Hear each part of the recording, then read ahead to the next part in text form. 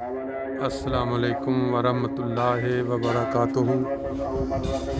इंसान दुनिया के किसी भी किनारे चला जाए तो इस तरह की ज़्यादती या इस तरह का गैर इंसाफ वाला सलूक तो किधरे भी नहीं मिलेगा।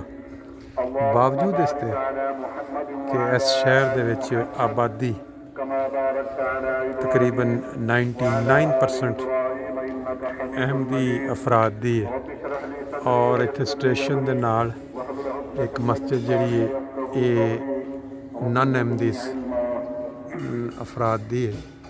उन्होंने की किया है कि हर जुम्मे नूं दोपहर के टाइम जिहड़ा खुतबा है पूरी आवाज़ दे नाल खोल के स्पीकर दे उत्ते हुण इत्थे चलाना ये कोई भी किसी भी लिहाज दे नाल मतलब कि इंसाफ का तकाजा पूरा नहीं करता।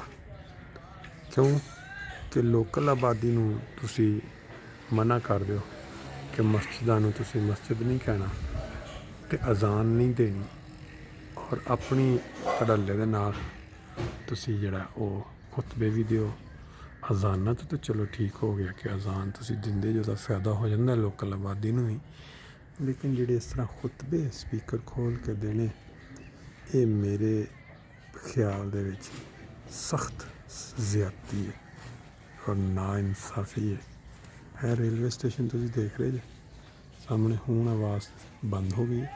थोड़ी देर पहले तक आवाज़ पूरी जोश व खरोश के नाल जारी सी।